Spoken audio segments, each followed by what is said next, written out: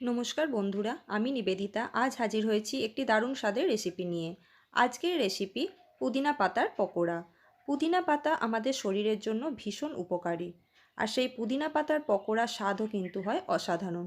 Skip না করে পুরো ভিডিওটি দেখার অনুরোধ রইল। চলুন শুরু করা যাক আজকের রেসিপি পুদিনা পাতার পকোড়া। নিবেদিতা রান্নাঘরে সবাইকে স্বাগত।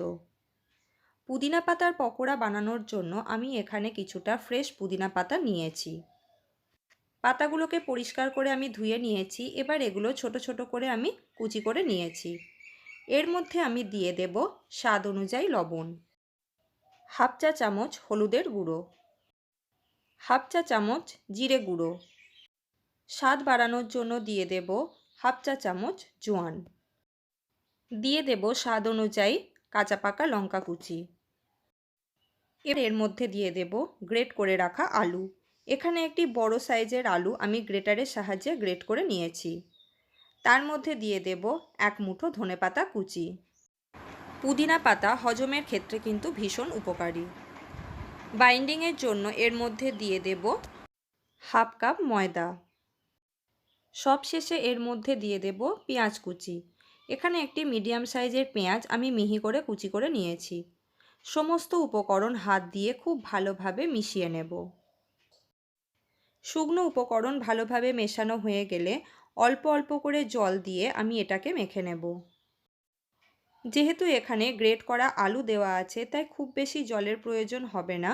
খুব সামান্য জল দিয়ে আমি এরকম একটা ব্যাটার তৈরি করে নেব। এরপর আমি ওপর থেকে ছড়িয়ে দেব এক চা চামচ পোস্ত। পোস্তর সাথে ব্যাটার আবারও খুব ভালোভাবে আমি মিশিয়ে নেব। এবারে আমি এই মিশ্রণটা থেকে কিছুটা করে অংশ পকোড়ার আকারে গড়ে নেব। অপরদিকে একটি কড়াই আমি গ্যাসের ওপর বসিয়ে দিয়েছি। তার মধ্যে দিয়ে দিয়েছি বেশ কিছুটা পরিমাণ সাদা তেল। তেল ভালোভাবে গরম হয়ে গেছে। এর মধ্যে আমি একে একে পকোড়া ছেড়ে দেব। এটি খুব সহজ একটি রেসিপি, যে কেউ বাড়িতে অনায়াসে এই রেসিপিটি সহজেই বানিয়ে ফেলতে পারবেন। গ্যাসের ফ্লেম মিডিয়ামে রেখে পকোড়াগুলো আমি ভেজে নিয়েছি। একটা পিঠ ভালোভাবে ভাজা হয়ে গেছে, অপর পিঠটা উল্টে দেব ভেজে নেওয়ার জন্য। দুটো পিঠই লাল লাল করে ভেজে নেওয়া হয়ে গেছে। এগুলোকে আমি তেল থেকে ছেঁকে অন্য একটি পাত্রের মধ্যে রেখে দেব। একই পদ্ধতিতে সবকটি পকোড়া আমি ভেজে তুলে নিয়েছি। আশা করি রেসিপিটি আপনাদের ভালো লেগেছে। যদি এই রেসিপি আপনাদের ভালো লেগে থাকে তাহলে প্লিজ একটা লাইক, কমেন্ট এবং শেয়ার করতে ভুলবেন না। পুরনো বন্ধুদের অনেক ধন্যবাদ পাশে থাকার জন্য। নতুন বন্ধুদের কাছে চ্যানেলটি সাবস্ক্রাইব করে নেওয়ার অনুরোধ রইল।